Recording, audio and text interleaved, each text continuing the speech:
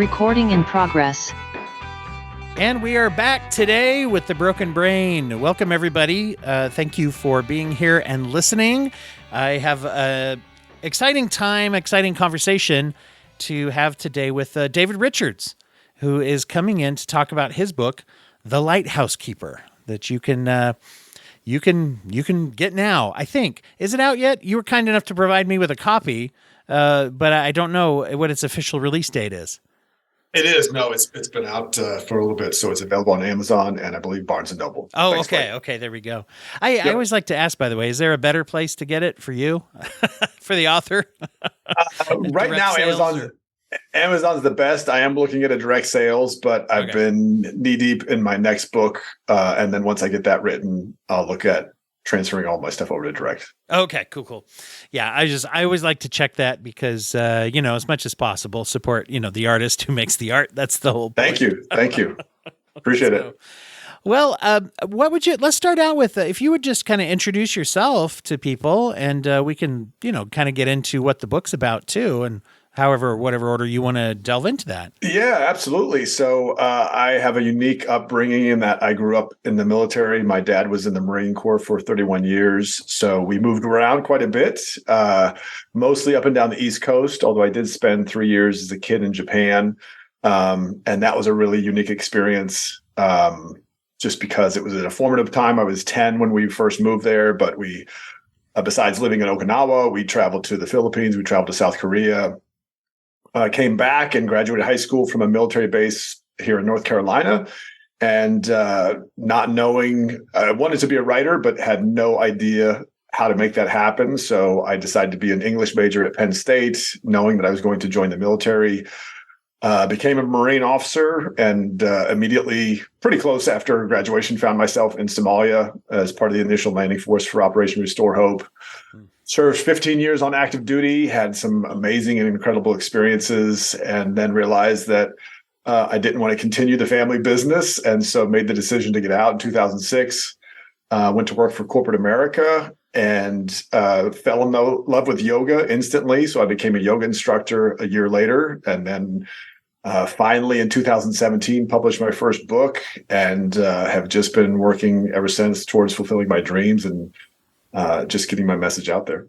Had you been writing before that? I mean, literally you must have written at some point before it to have the novel written, but I just mean through the years.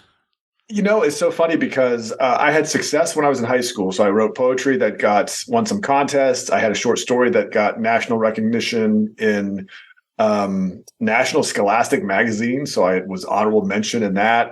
The story was published in a state magazine in North Carolina. So it was really cool. And, I kind of had aspirations to be like a Hollywood writer or something. Like I wanted to do that. But like I said, when you grow up in the military, or at least back then, you're outside of a small town most of the time. It isn't like there's a big venue or pipeline into how to become a writer, how to really kind of tailor yourself towards the career you want. And so we had a discussion, a family discussion. My dad said, you got to pay for your college. And he's like, you either get a job or you get a scholarship. And my grades were not good enough to get an academic scholarship, but ROTC was an option. And so I knew, initially it was just, do 4 years in the military, but I didn't really have a plan after that. And so even though I was an English major at college, I said, this is kind of my last hurrah. Like I'm going to become an adult and I'm going to be a Marine and I'm not going to write anymore. And I put it away for probably about 10 years. And then in the early 2000s, I got inspired to start writing poetry again. And that was weird because in the Marines don't write poetry. And so people were like, right. It doesn't fit the image people would have, right. Of a, not so much. Yeah. Not so much. And so, and I remember, some of my fellow officers were like, are you gay? And I was like, I don't know what that has to do with poetry. And so I made the decision to get out in 2006. And it was cool because I didn't really appreciate that for my entire life. I'd been moving every 2 or 3 years because that's what the military is.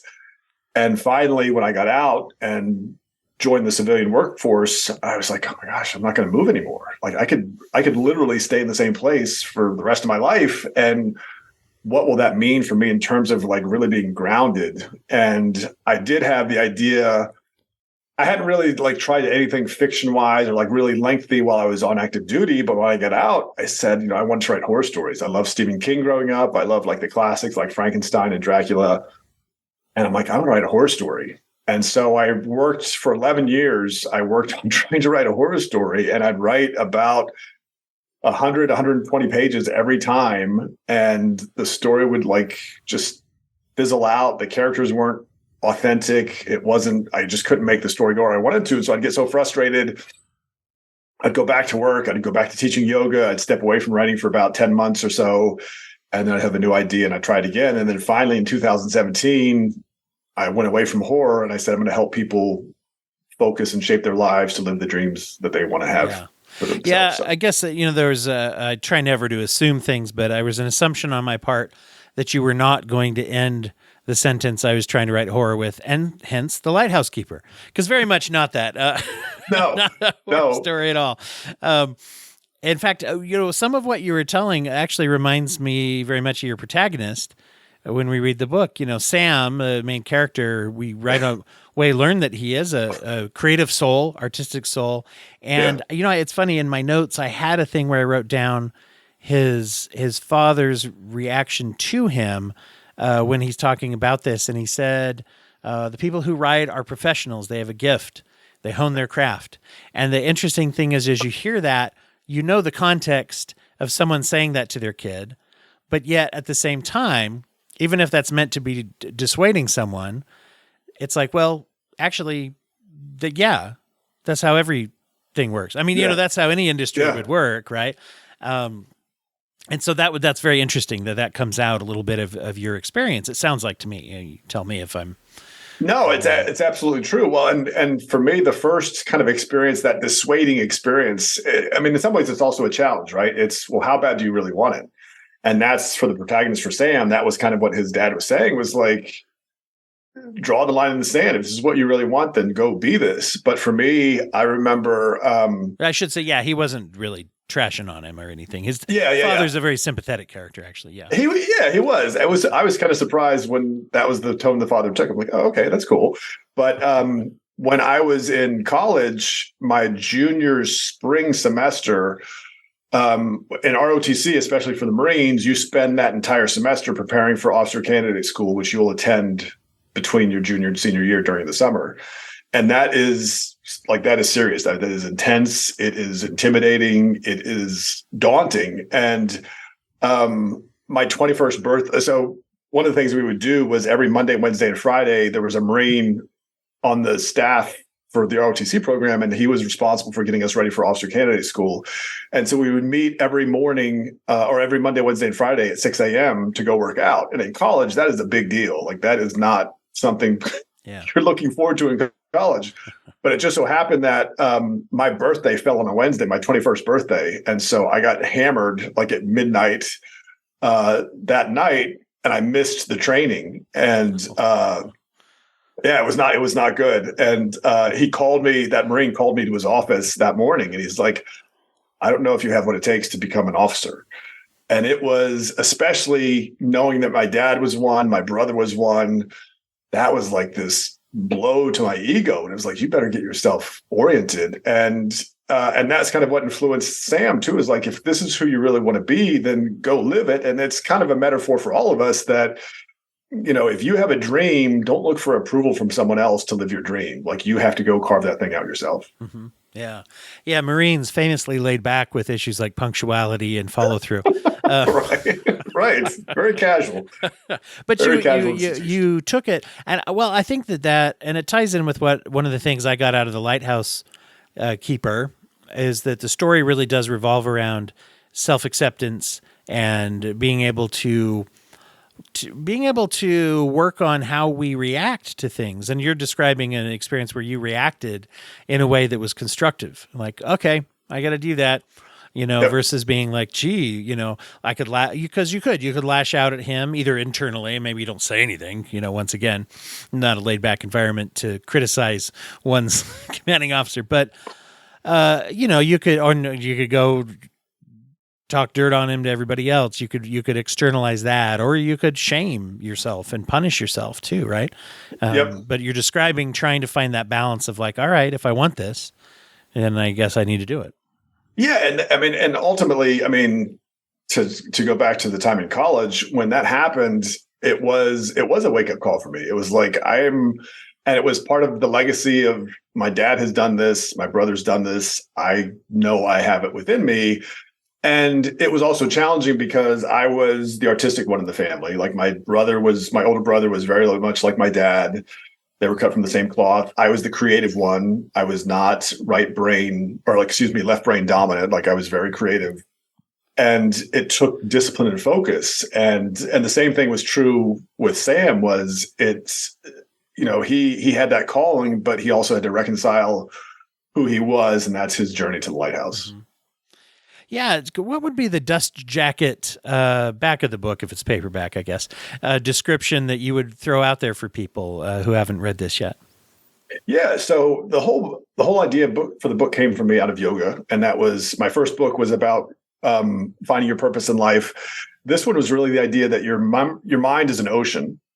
So if you think of all your memories, every place you've ever been, everyone you've ever met, that's all somewhere in your mind. And your awareness, where you place your attention, is the lighthouse. And for so many people, especially if you work the same job day after day, week after week, month after month, year after year, you develop habit and routine to get you through your day and to be productive and effective. But when you get to the point where you want to design or create your own life, you have to break out of that structure that you've built for yourself. And so the idea is that most people set up this lighthouse, their awareness, and it goes the same circle every day after day, week after week. And the idea behind the book is if you want to take control of your life through willpower, through discipline, through motivation, through meditation, you start to direct that awareness to where you want it to go. And that's how you create or design the life of your dreams. Yeah, it's interesting. One of the things that hit me too was the element that a lighthouse is often externalized control, locus of control in a way, like to where, the light has to be there for the ship, right? Yep. Do I decide where it's pointed, or does it point? You know what I mean? It's somewhat is determined. And there is an inescapable interaction we have with the external in our lives. And then once again, inside is where, and I kept thinking of it as the magic room. I don't know if you want to call it that or not, but the way in which Sam was able to access, some of his deeper psychological issues internally, right? So having that internal locus of control versus like externally only, right? But there's an interaction between those two. There really is. Well, and that was the beautiful shift that I liked writing about. And that was the cool thing about the book too, was my first book was nonfiction. This one was obviously fiction. And obviously it starts in the lighthouse once Sam gets there, and you're kind of looking from the lighthouse out. And then when Sam goes on his journey, he's looking back towards the lighthouse, and it's this fixture. Mm-hmm. And it's just this idea that you're right, it's there for the ships, but it's also a reference point for us in our lives. And it kind of goes back to this idea that what's the guiding light that you have in your mind or in your being that is directing you towards the outcomes and dreams that you're looking to fulfill. Yeah. Yeah.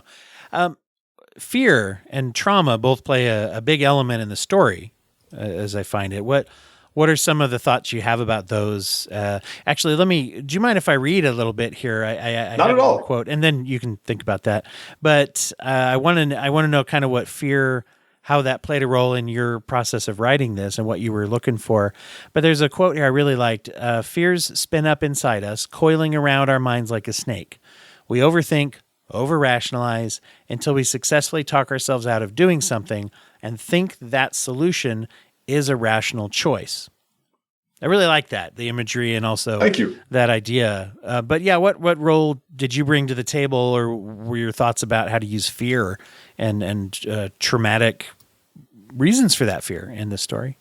Well, fear is such an obstacle for all of us, and certainly just coming out of the last few years with the pandemic. And I've heard educated, reasonable people say during the heart of the pandemic in 2020, like, is life going to be like this for the next 10 years? And like, nobody knew. And The reality is, though, that everything we want is on the other side of our fear. And so you kind of have to face your fear. And that was the idea for Sam, obviously, in a much smaller scale, but for him, it was very dramatic. And it's the path to growth is always by turning into the obstacle. And that's kind of what I can go back to Marcus Aurelius said, the obstacle becomes the path. And that's really true for Sam, too. And that's really true for all of us, because I've been in situations where I've been afraid of something, happening. And the more you feed something, the more it grows. And if you're choosing to feed something that you're afraid of, you're just increasing the likelihood that it's going to happen the more you spend time and concentrate on it. And so it's how do you not avoid it or ignore it? It's not like the old Bugs Bunny cartoons where Wile E. Coyote is on the train tracks and pulls the curtain down so the train doesn't hit him. But it's how do you turn into that and kind of dance with your fear so that you realize that regardless of what that fear is, if I can channel it and use it, I'm going to get what I'm after. And that's a very hard recipe for some people to grasp. And it's easier sometimes to say, well, I don't want that to happen, so I'm going to focus on this thing instead. Yes. And we say, well, okay, and it's an accommodation, it's a compromise to ourselves. And I know in my own experience, I've taken jobs because I was afraid of what a different job or a different assignment would mean for me. And so I've pulled back, and that's what fear does. Fear makes us pull back, and you have to kind of have the courage to say, I'm going to step forward and jump into this and know that it's going to take a different skill set than a premeditated life. I'm going to need all my senses to combat this fear and overcome it. Yeah. Yeah, it's a great point. And it's in yoga, I'm sure this comes up too, I believe, which is it's a very mindful attitude, an attitude of mindfulness, or being able to focus on when we talk about focusing on what's in the present. I think sometimes people mistake that for don't think about my concerns and fears. But I always say, there are mindful, purposeful ways to do that. As you mentioned, leaning into it, acceptance of a mindful attitude isn't just, I'm sitting here and everything's fine. It's, I'm sitting here and everything's fine if everything's fine right now. But it's also, I'm sitting here and I need to think about this, and it worries me, and I'm worried and I'm scared. I'm observing this and experiencing this, not trying to shut it down or distract myself. Yeah. Well, and I'll give it an extreme example. I remember, early in my Marine Corps career in the early 90s, I was on a 6-month deployment with the Navy, and we're out in the Pacific Ocean, and we weren't scheduled to do anything other than we were going to go to Singapore for a week, for R&R, rest and recovery. And we're going to go from there to Kuwait, and we're going to do some training in Kuwait, and then go down to Australia. And we went to Singapore, and this is probably early November of 1992, way back in ancient history. And we left Singapore, and they said, well, we're not going to Kuwait. We're going to this place called Somalia. And I didn't know what Somalia was at that time, but we got on the maps, and they said, we're going to land, and there's going to be 1,000 armed Somalis at the beach waiting for us. And that's like an intense feeling, because you realize, okay, this is like, we are the pointy tip of the spear of the United States, and this is going to happen. And I remember the night before we landed, they said, okay, lights out at 8 p.m. and we'll wake up at midnight. And then at midnight, you go down, you get dressed, you get your weapons, you get all your equipment, and you go into these amphibious tractors, and then you splash off the back of the ship, and you'll land in Somalia. And so from 8 p.m. until midnight, you're trying to rationalize what's going to happen in the next 10 hours. And when you think about being shot at, you're like, someone I have never met before is going to try and kill me, only because I am not friendly to them. And it's just this impossible thing to try and reconcile. You're like, these bullets don't discriminate. They don't care where they just go where they're told to go. And you just wrestle with that. And then at some point it's time to wake up, and you're like, okay, this is going. And so you get ready, and it's a completely dynamic environment, and you realize there's no time for fear, because life is just happening, and you have to be completely present in that moment. And if something happens, you get shot or you get hurt, that's just what happens. There's no necessarily cause and effect that you can reconcile. And to me, it was such a great learning point in my life, because for our landing was completely anticlimactic. There weren't armed Somalis. There were photographers and journalists at the beach. And it was this like really surreal thing. But it's a great reminder that just if you allow fear to run and take over your imagination, you're going to be in the hurt locker. You have to kind of step over it and say, I'm going to be guided by something better than my fear so that I can have an outcome and I can be present so I can make informed decisions when things happen. Yeah. The present focused thinking makes me think of the bit with the sweeping of the stairs. And I was curious as you were writing that sometimes these principles, it seems to me that it'd be difficult to put into a narrative a little bit to say, how do I really capture this? And you have this, as I whack my microphone with my hand, talking with my hands, very important in an audio medium. But as what was it that made you settle on stair sweeping? And maybe you can tell people a little bit about what you were getting across with that and what it was. Well, at first it was so fun just to try to imagine what it would be like to live in a lighthouse. I mean, that was like for me as a writer, that's what excited me about this project was how damp would it feel? How claustrophobic would it feel? And then the whole idea was instead of living through a programmed life where you're sort of blindly and unconsciously going through these motions that you've set up for yourself time and again, how do you really be present? And in the case of the stair sweeping, it was Armand, the owner of the lighthouse, or the Lighthouse Keeper himself, is mentoring young Sam and says, go sweep the stairs. And Sam kind of just blindly goes through it. And Armand stops and like he wants Sam to be present with every brush of the broom, like to be there and to realize like that's what real presence is. It's not just blindly doing this while you're thinking about something else. It's focusing on what you're doing so that you can be fully present, fully engaged in it. And that's kind of the nirvana. And that's the whole premise behind yoga, right? Is how do you get into the present moment? How do you stop your mind from thinking about what's for dinner after class? Or, gosh, I wish that meeting that I had earlier today didn't go so well and I'm stewing over that. How do you eliminate all that distraction and really find yourself present in the moment? I wanted to convey that. And for me, the stair sweeping just seemed to be the most logical way to do that. And it's interesting because as it did with the stair sweeping, sometimes that, I don't know whether it's a mundane task or it both can take on a different life, a different focus when you're trying to focus on it.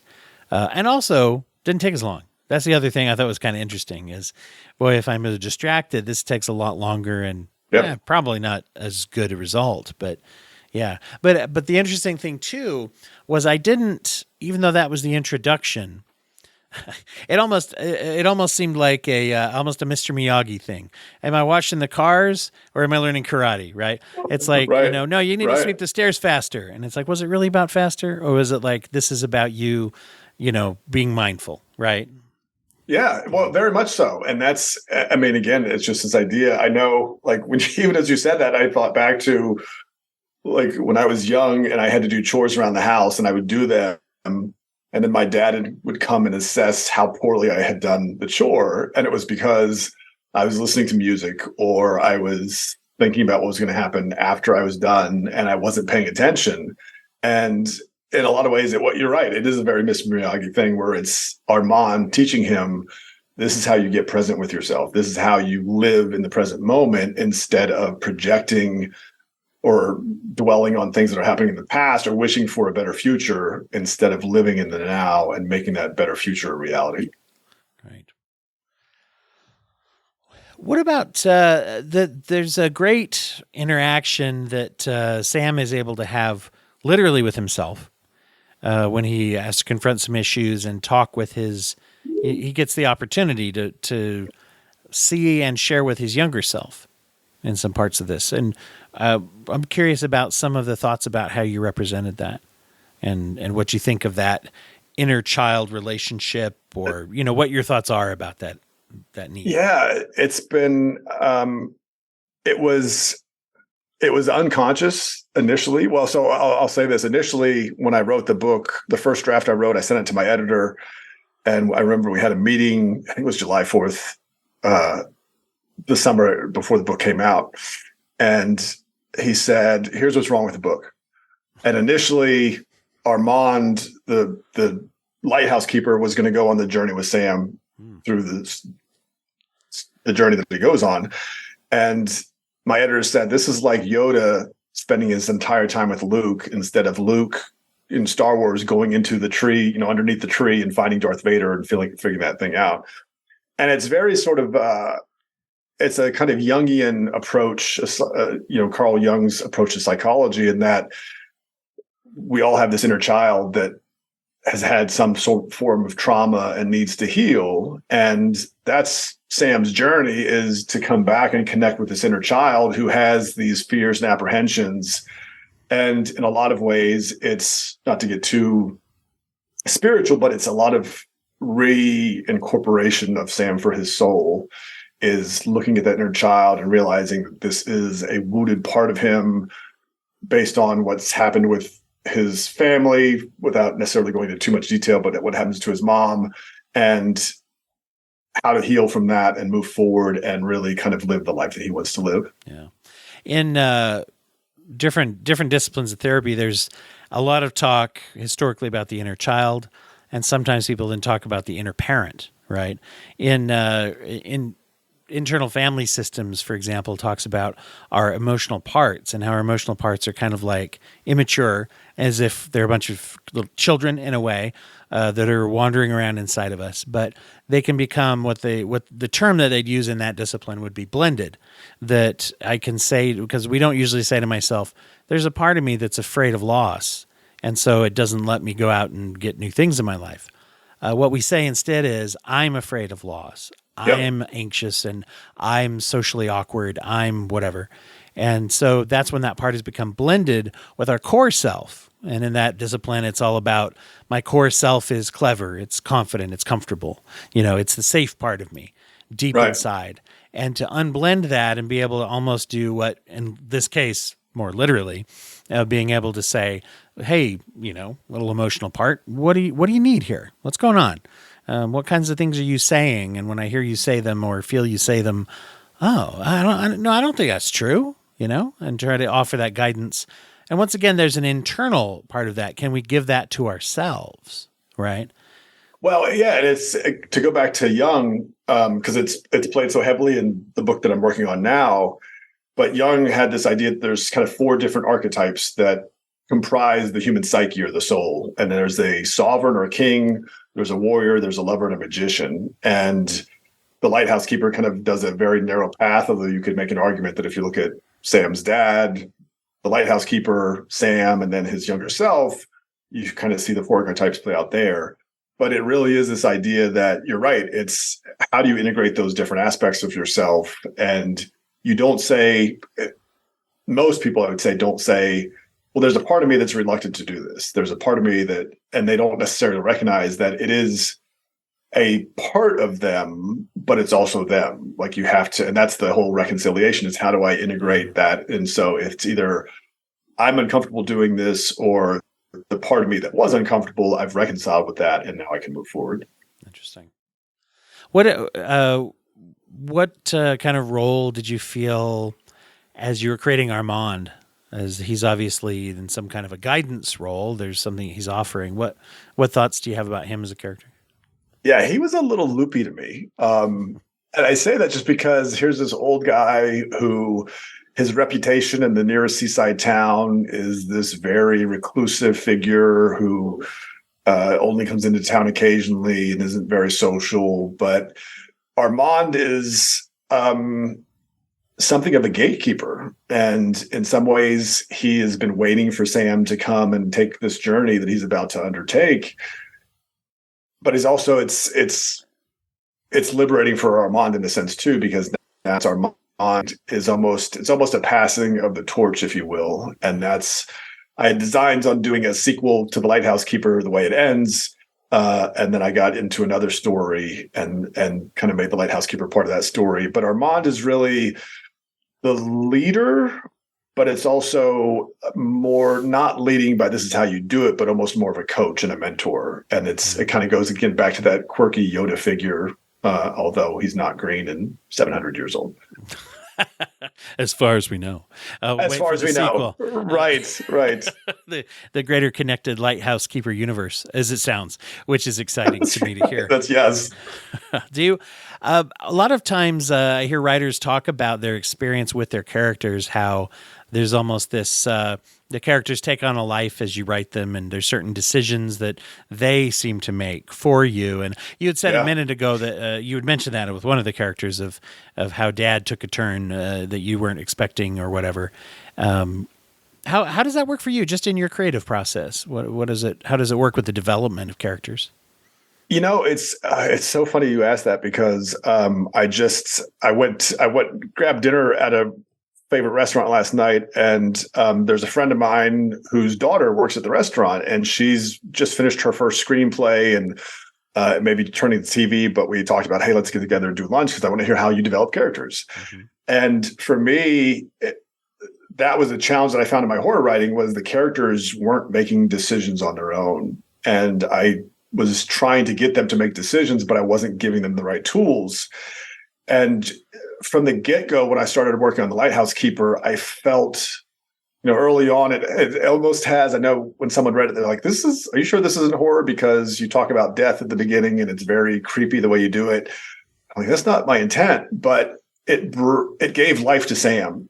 And because Sam had such life, then his dad had life. And especially what I've come to appreciate about character development is you have a seed that becomes the character, and then you have to kind of let that character come to life, and they're going to make decisions and do things. And that's the beauty of writing, right? Like I go back to, I've dropped a couple Star Wars references, but it's fast.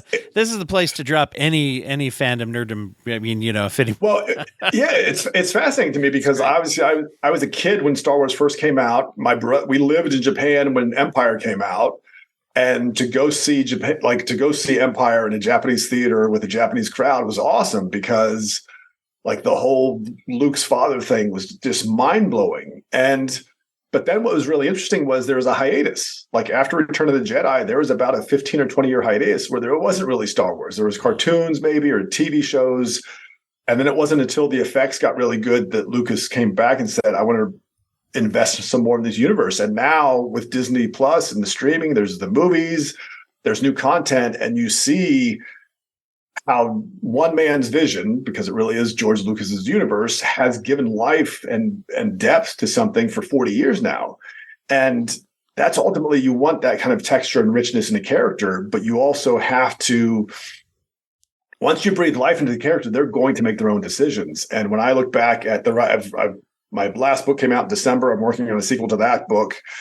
And the coolest thing about being a writer is when you write something and it surprises you because like, I did not think the character was going to do that, or I didn't think, and then you look and you realize you have created something that has, even though it's a part of you, it still has a mind of its own that's working in this really beautiful way because it's within the construct of the story. And that, to me, that's the juice of being a writer, right? Like I've written some really intense stuff over the past couple of years, and my last book, like I said, I just published it in December, but I started working on it in October of 2019 was when the initial idea came up. And just to provide some context, it took me 6 months to write my first book. The Lighthouse Keeper took me 9 months, included a major rewrite.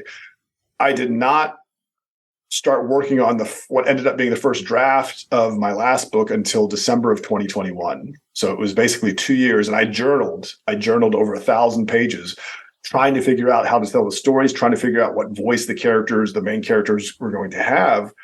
And then once you discovered that, it's like they create themselves. They define themselves based on the focus and the attributes that you've assigned to them as their creator.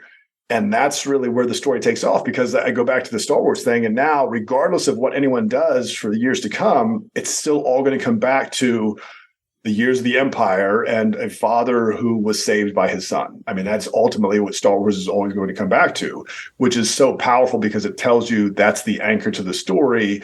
And as a writer, you want to find a character dynamic or characters who have that dynamic and intensity because you know that's something that you can build a universe from. Interesting. And writing is just like, you could say all art is somewhat collaborative with the consumer, right? With the reader, Yep. right? You write and then the reader takes it how they take it, and all of those things. But in that case, right, as that has spread and you see people doing really clever things with it, and maybe even some things that people liked better than some of the things that Lucas made here and there versus that. And that's entirely possible for people to get different things out of it because of that collaborative. In this case, much the more obvious literal collaborative is a growing team of people does it. But, Yep. It's interesting as you put that, because in the case of writing something like this, I would say, you're sending out a message to people out there who hopefully they start thinking, right? They start thinking in a creative way. They start thinking in a way to heal, a healing way from maybe their Yep. fear and their trauma and those kinds of things. Do you want to tell everybody a little bit? I don't know the other book. You're writing a sequel now to it. What's kind of going on there? How would you give people a Yeah. So, oh my intro to gosh. that? So if you could pick a subject that would be challenging to write during a pandemic, it would be coming up with a love story between King David from the Bible and the Virgin Mary, and that's what I wrote. Wow. But I did it in a very creative way in that I put Thor, the good old god of thunder, in the center of Christianity. And the book is called Love Letters to the Virgin Mary, The Resurrection of King David. But it's just this idea that there would have to be a story of the past 2,000 years that explained kind of how Western civilization evolved the way it did, but it's much more dynamic and engaging than that. And so the sequel is Thor kind of going into detail about how Ragnarok affected not just the gods, but also affected mankind for the last 2,000 years. So I'm really excited by it. It's got an ancient Roman character who is kind of revived after almost 2,000 years. It's got King David. It's got Thor. It's got some dark villains that have their justification for being there too. But the sequel, I'm really pleased with how it's coming out. And hopefully the book will be out later this fall. Wow. That's a very intriguing, you hear some stories, summaries, and you can't help but be like, oh, okay, well, this old one again. I hope they find a clever new take on it. I didn't feel that way as you were talking about this. This seems very, very That's new, good. very unique. That's very interesting. Yeah. Well, it's fun. I thank you for that. It's funny because I've done some PR for it with this firm out of Los Angeles, and I took a break for the month of March because I was traveling. I went to Fiji for an event, and then we came back at the end of March, and they said, "Pick it up, and let's pick up again." And my lead PR said, "Well, are you working on anything else? Because when people read this or they see it, they're going to ask, can you do this again?" And I was like, "Yeah, I've got an idea for a sequel. It's pretty good, and I've written about 400 pages. Much of that is just writing and figuring out what the story's not. And then over the past week, I've written what I feel like are the first strong 40 pages. And it's powerful. It's cool because obviously if you invoke Thor, then you start talking about the world of superheroes. Right.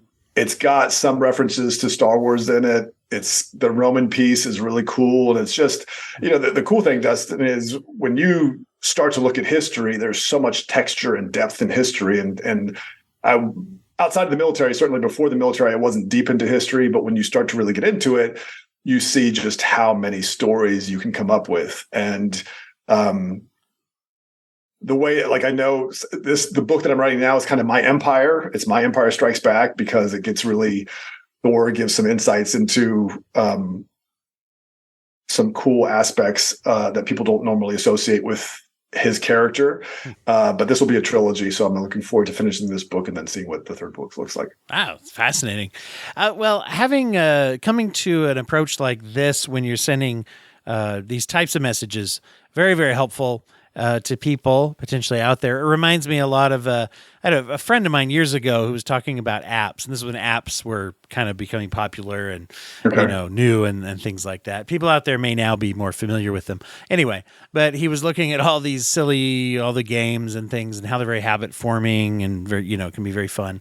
And he said, it's interesting. It'd be interesting if we had an app-based game on the phone that trained you to have empathy. And so when you look at creative outlets and things, I think about that a lot when it comes to what's a creative way that is entertaining, is fun, but also is getting across some of these principles that are like, yeah, I should do that. I should probably, I should try to heal. I should accept myself. I should face the fears and things. And that's something that I think is very powerful. I'm glad that there are people who are doing it like you are. So, I appreciate that. Well, and you have to face your dark side. Like you kind of, and like, in certain parlances in the yoga community, to a certain extent, you hear about the dark night of the soul and people go through the dark night of the soul. And it's true. And invariably, everyone's going to go through it at some point, but that's where your strength comes from. That's where your identity comes from. That's where this, if you believe in a soul and if you at least incorporate what Jung talked about with the 4 different archetypes, that's where that recomposition and reintegration of the soul or the psyche happens. And it can be very terrifying, sure, because it's the reality that there's more to us than just the physical world we see or the body that we inhabit and the mind that we occupy. There's something more. And that's certainly something I've taken away from my time in yoga.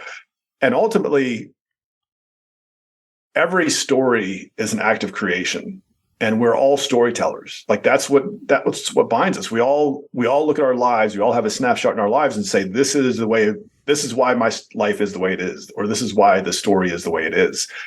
And what I'm looking at with these books, especially with these last two, with Love Letters to the Virgin Mary, and the second one is called Love Letters to Jesus, the Heart of Ragnarok, is take ownership for your story.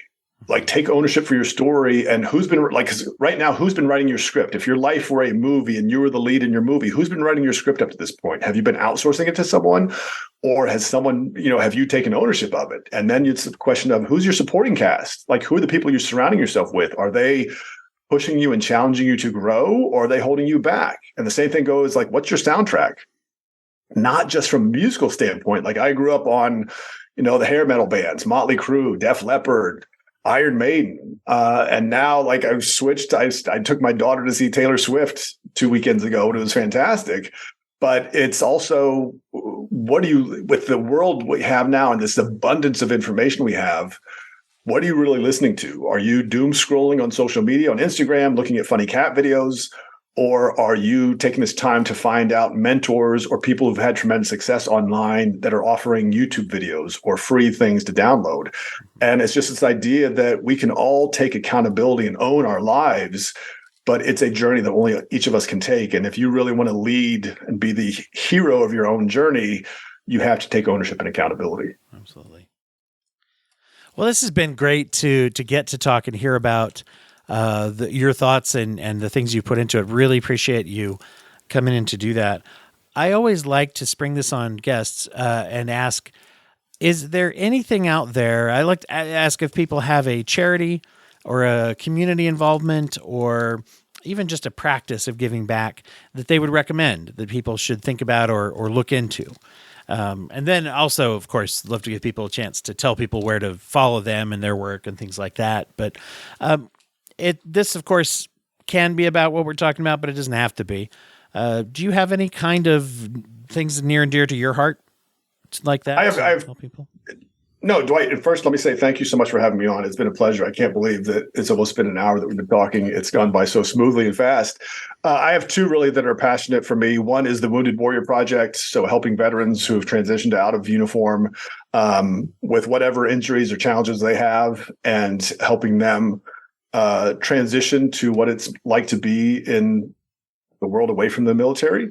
And the other one is marisi.org, and that is this beautiful soul, this man who left the United States and moved, I want to say, to Indonesia to stand up an organization to deal with child sex trafficking. Oh. And he is saved so many lives and pulled so many young women out of harm's way. But Marisa.org and the Wounded Warrior Project. Wonderful. Wonderful. Thank you so much for sharing that. Where do people follow you? So my website is davidrichardsauthor.com. All my books are available there. You can also see the latest from my blogs or posts or anything like that. David Richards Author on Instagram, and then Lifting the Hammer in keeping with the latest for my Thor book on Facebook. Wonderful. Thank you again. Dwight, it's been a pleasure. Thank you so much.